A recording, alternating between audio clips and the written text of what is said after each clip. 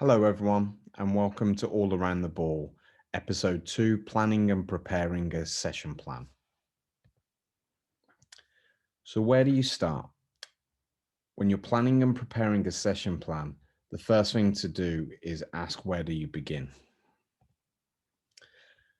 First thing you have to decide is, are you a reactive coach or a progressive coach? A progressive coach is who works with a designed curriculum ahead of time to cover all aspects of the game over a set period of time. So it could be over a week, over a month, over a year. It's set guidelines to make sure we develop the all-round player. A reactive coach is someone that plays coaches like professionally or in a high school environment where they are reactive to a situation in a game in order to know what to coach the following week. For example, if your team looked good in possession but struggled in attack, you might choose to work on shooting and so on. So when it comes to designing a lesson plan, the advice I would give coaches is to work from back to front. The reason we do that is to make sure we think about how we would like our player to look at the end of a scrimmage, which is the most realistic environment. So the first thing we want to do is we want to focus on the small-sided game that ends the practice. How do we want the small-sided game to look? What coaching points do you wish to see come out in the small-sided game? The small-sided game should be two even teams going to two goals with normal rules for a competitive game. So whatever your topic is should be coming up in a natural environment now. This way it will pass on easily, more easy, I should say, to the players when they're learning the skill at hand. So from the small-sided game, we work our way backwards to a phaser play or a condition game. Phaser plays are a more realistic practice designed to simulate and specify sections of game in the real match. So what a phaser play should look like is a snapshot of a field. So you should be able to see the game as it develops from, say, like the midfield up to the final third. A condition game is simply where you take the rules of the game and alter them to encourage players to act in a certain way. So this is a little bit less realistic because you're trying to pull the topic out.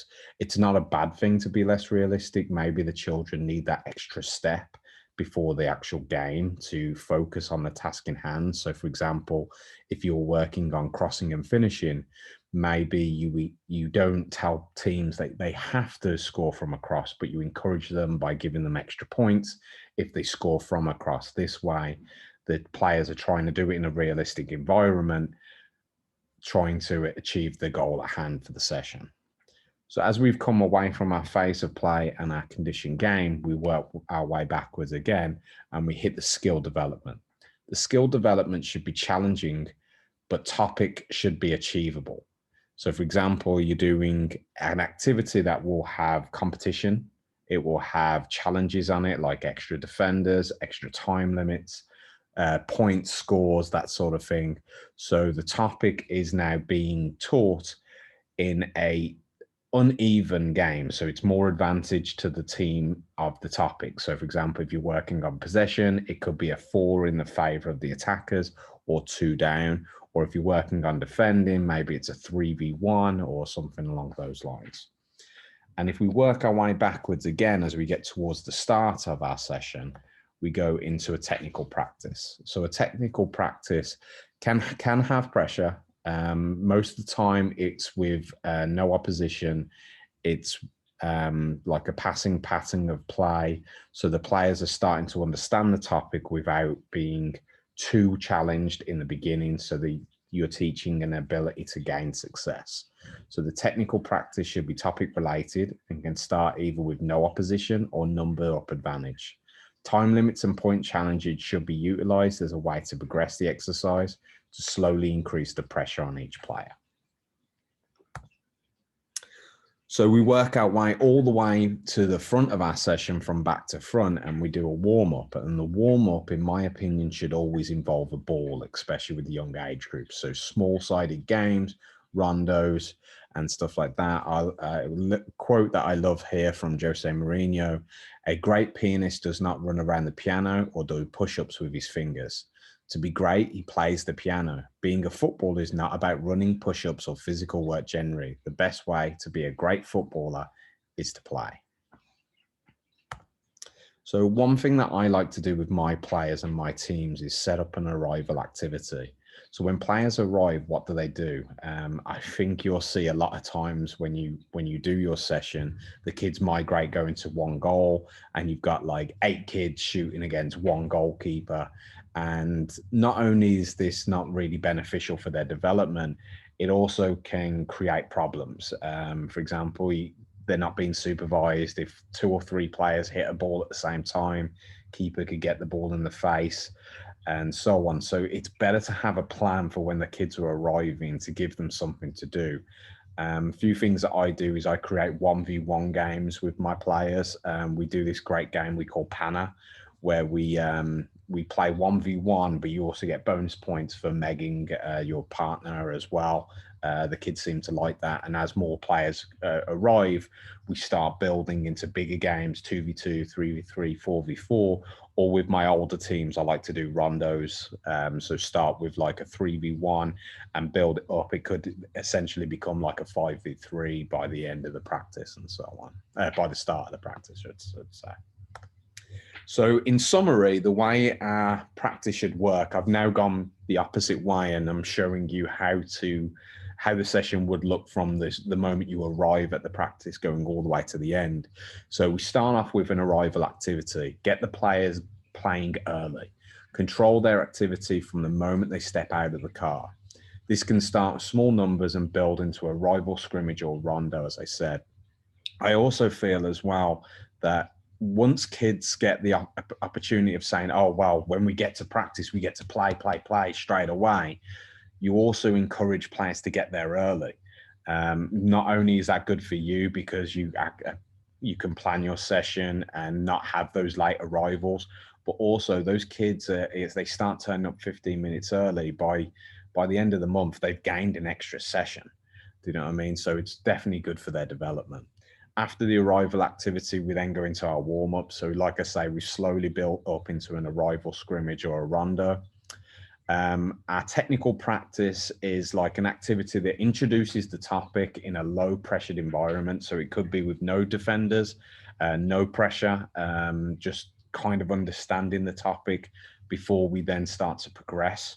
The progression then leads us into our skill development, which is an activity that progresses from the last activity by adding extra practice, but not even numbers yet. So we're not looking at 4v4, we're looking more like a 4v2, or at this point, if your team is not quite ready for that, you can always just increase the pressure by time limits, points, competition, that sort of thing. But at this stage, we do want to start introducing more pressure to the players. Once we get past this phase, we're looking to get into a conditioned game or a phase of play.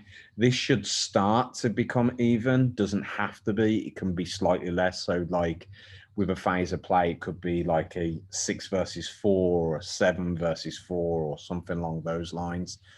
The conditioned game, in my opinion, is only there if the players aren't really grasping the topic yet, if you need to give them a little bit more in order to help them progress. Like I mentioned earlier with the crossing and finishing, encouraging them to go wide and cross without like making it a must-have, because when you make it a must-have, you have a player right in front of goal, they could shoot and they choose to go wide, it's taking away the realism of the game. If you can get them into a small-sided game or a phase of play a little earlier, if they understand the topic well, it starts to migrate more to their understanding when they get the opportunity then to play in a regular game. This now looks familiar when I play a real game, and that's when the real learning starts to happen. So we have our small-sided game.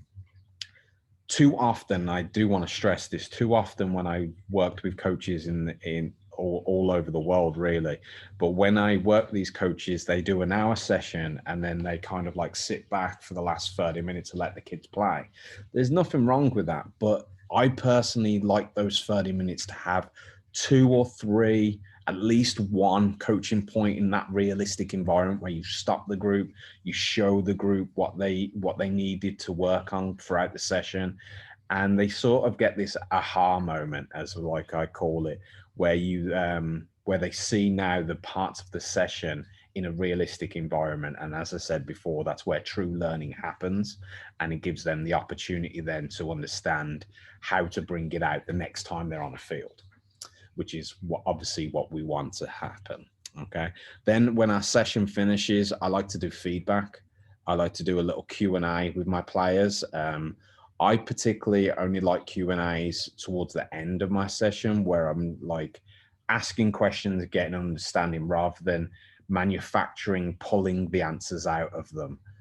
So this gives us an opportunity to speak to the players. Did they understand what you wanted out of the session? Do like a Q&A, as I say, to get a feel for their understanding. And then that helps us then with the evaluation. One thing I've done more so in my later life as a coach is having that time to self-reflect when I get in off the field. Just have a couple of minutes to write down a little bit of paper what I think went well, what didn't. If I'm going to do this session again, how would I change next time? If it's the Monday practice and I've got another practice on the Wednesday with the same topic, how can I progress from this session in order to make sure that they're getting the most out of it and the most understanding? Okay, so I really hope that was beneficial. I am a very open coach that is willing to talk at any time. So please feel free to drop me a comment in the section. If anyone wants my email address to discuss, I am more than happy to give that as well. So thank you very much. Thank you for subscribing to Session Share. Please feel free to like the video, share the video, and encourage others to subscribe. Thank you very much for your time. And just remember, the only way we can grow the game is together.